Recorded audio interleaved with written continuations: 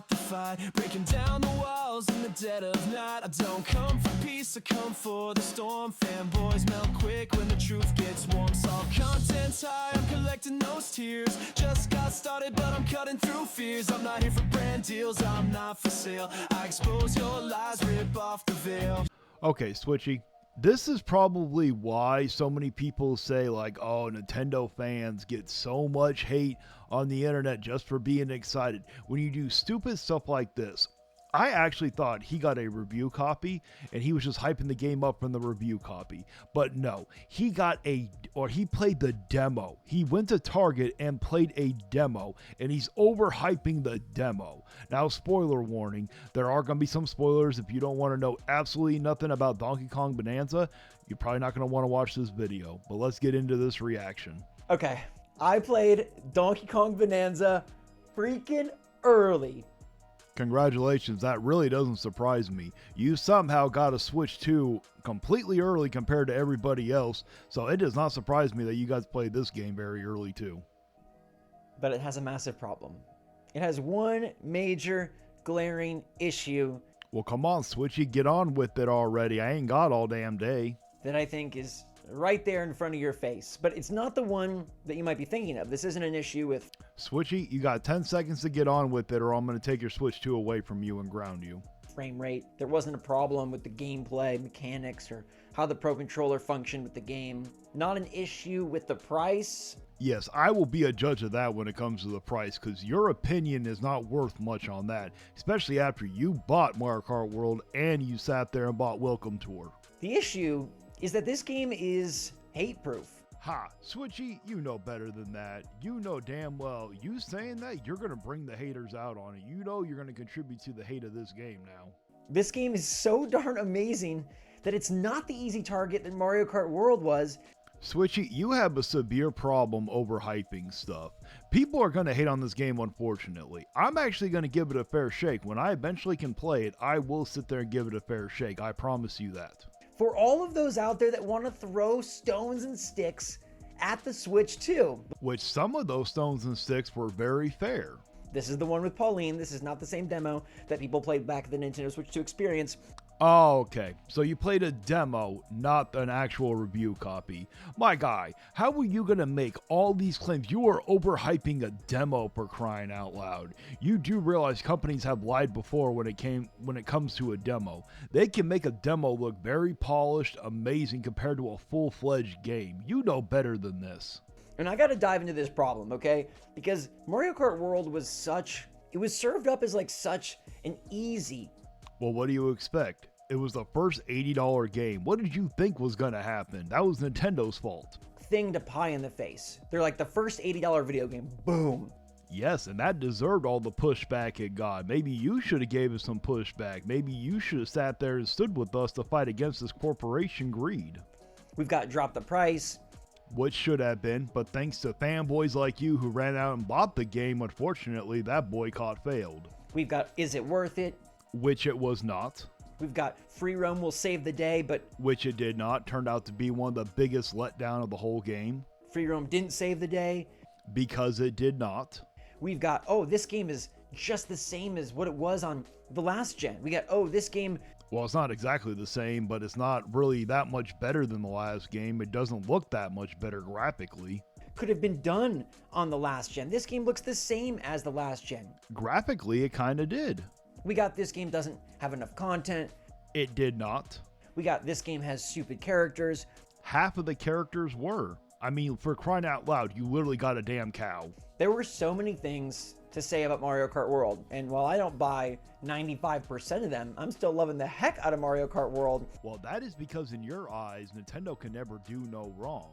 You had no problem with the $80 price tag, even though you said, well, I don't know if you actually said if it wasn't worth it, but I know you sat there and said that Welcome Tour should have been a packing title, but you still had no problem hyping that up and paying for it. So your opinion means absolutely nothing. On my Switch 2, Knockout Tour is a game changer, and I honestly am really coming around to all of the NPC characters being actual riders. Yes, Knockout Tour was a very good mode for Mario Kart World. I actually did enjoy that. It's something only Nintendo would do, and I kind of love it. Of course you would. You know what? They could probably make a game, one of the most boring Nintendo games ever, where you play one of the most dumbest characters ever, or you barely do anything in the game and you will still find a way to defend it. But it was an easy target. It was something that had so many... It was an easy target because of Nintendo. If they would not have set that game at the price they did, it would not have gotten nearly as much hate for it. I don't remember Mario Kart 8 Deluxe getting that much hate. Like holes, you could poke into it, and it made the Switch 2 vulnerable. That's because Nintendo picked the wrong game to show off what the Switch 2 could do. Yes, they picked the correct game to launch with if they wanted to sell numbers, but it left it open to criticism. It also made the Switch 2 vulnerable because it was this game that was like, hey, is this really worthy of a new console? It's one game. Switchy, that is not why it got so much hate. You know damn well the reason why it got so much hate. It was because of the price tag. And then once the game came out, yes, you looking at it, it didn't look graphically better than the Mario Kart 8 Deluxe. Maybe slightly better, but not really enough to justify a new console. It's a multiplayer game. We just had 96 tracks in Mario Kart 8 Deluxe plus Chorus Booster Pass. Is this a console-worthy title? No. Well, it was not worthy to be the launch title. You don't even have to make that argument because Donkey Kong Bonanza is a brand new game that couldn't be done on the Switch 1. I completely agree. This game doesn't look like it could have been done on the Switch 1. But Switchy, you're comparing this, hyping this game up from a demo.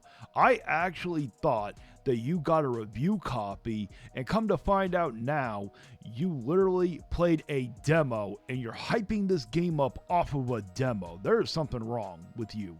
That is totally original, that is huge with tons of content. How do you know it has all this content? You played a demo. Probably lots of things hidden behind the scenes, and it's $70. Okay, and do you expect me to thank Nintendo for only charging this game at $70? $70 is still a very high price point. And I want to start there because Donkey Kong Bonanza is coming in at the price point that people expect to pay nowadays.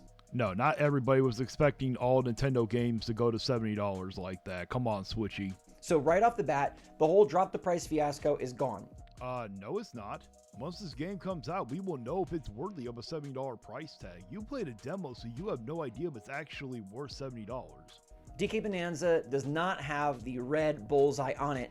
Well, $70 is a lot better than $80, but I still promise you it's going to have a red bullseye on it. But you never know. Maybe Mario Kart World's still going to overshadow that.